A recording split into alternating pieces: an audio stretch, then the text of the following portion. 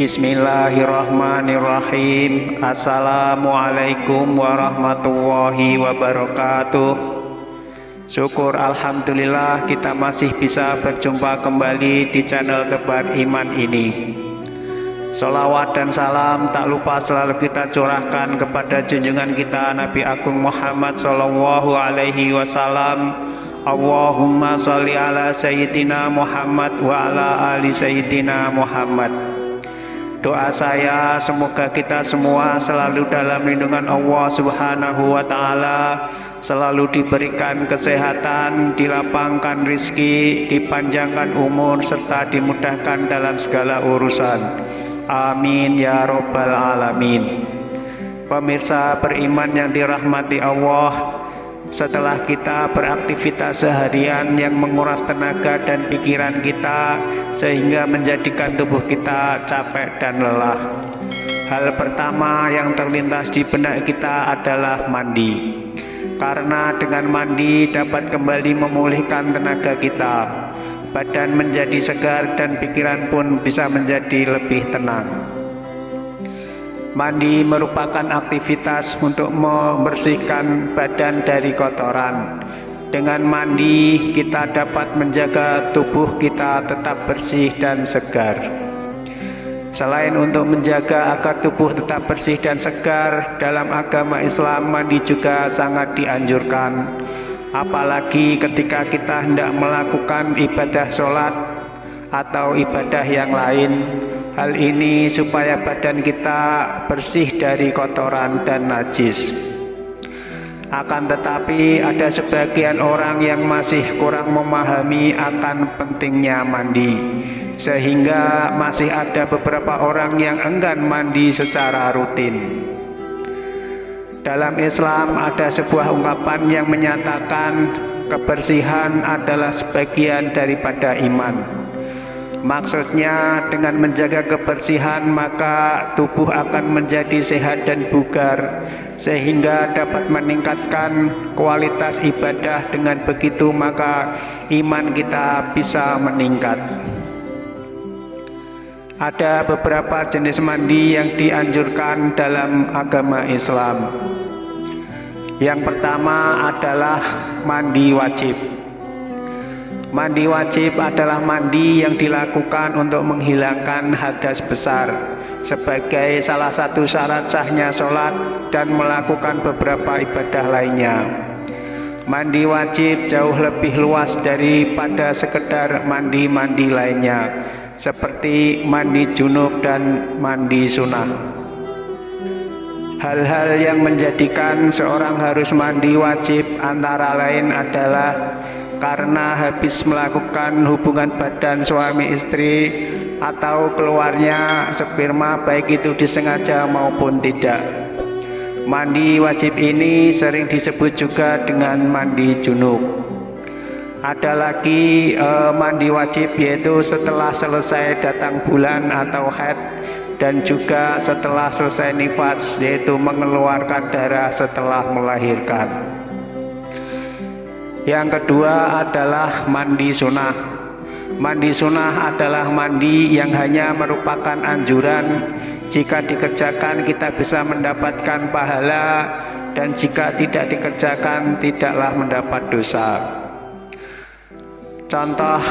Contoh mandi sunnah adalah mandi sebelum sholat Jumat dan mandi saat hendak melaksanakan sholat id, baik sholat idul fitri maupun sholat idul adha. Pemirsa beriman yang dirahmati Allah, ada beberapa waktu yang tidak dianjurkan untuk mandi, karena dikhawatirkan kalau mandi di waktu-waktu tersebut ada kemungkinan bisa mengakibatkan timbulnya masalah kesehatan. Bahkan bisa juga mengakibatkan hal-hal buruk bagi kesehatan kita. Lalu kapan saja waktu yang tidak dianjurkan untuk mandi tersebut? Sebelum kita lanjutkan, saya mohon dukungan kepada semua pemirsa untuk like, subscribe, dan share video ini supaya channel ini bisa berkembang dan bermanfaat untuk banyak orang. Berikut ini ada 3 waktu yang tidak dianjurkan untuk mandi, karena dikhawatirkan akan berefek buruk pada kesehatan kita, bahkan dikhawatirkan dapat menyebabkan kematian seseorang. Waktu yang pertama adalah 30 menit setelah sholat asar. Tidak dianjurkannya mandi pada waktu ini karena menurut para ahli bahwa pada waktu tersebut kondisi darah dalam tubuh sedang dalam keadaan panas. Maka jika kita memaksakan diri untuk mandi pada waktu tersebut, bukannya rasa segar yang kita dapatkan, melainkan kita akan merasa lelah dan letih secara berlebihan. Selain itu, peredaran darah dalam tubuh juga akan terganggu, bahkan dikhawatirkan bisa menyebabkan kematian secara tiba-tiba. Wallahu a'lam. Saran yang lebih aman kalau memang terpaksa ingin mandi pada waktu tersebut, beristirahatlah dulu barang 15 menit atau 30 menit. Pastikan rasa lelah kita sudah hilang, keringat sudah kering, dan badan pun tidak terasa panas lagi. Setelah itu barulah kita mulai mandi. Dan cara mandinya pun kalau bisa jangan langsung mengguyur air ke kepala, tetapi dari bagian bawah badan dulu, dan setelah itu beberapa saat kemudian baru mengguyur air ke kepala. Waktu yang kedua adalah setelah maghrib. Mengapa pada waktu ini tidak dianjurkan untuk mandi? Karena menurut beberapa ahli, waktu antara pukul 18 hingga pukul 19 waktu Indonesia Barat, kondisi jantung kita sedang mengalami kelelahan. Karena setelah seharian penuh beraktivitas, sehingga menjadikan jantung kita butuh istirahat beberapa saat.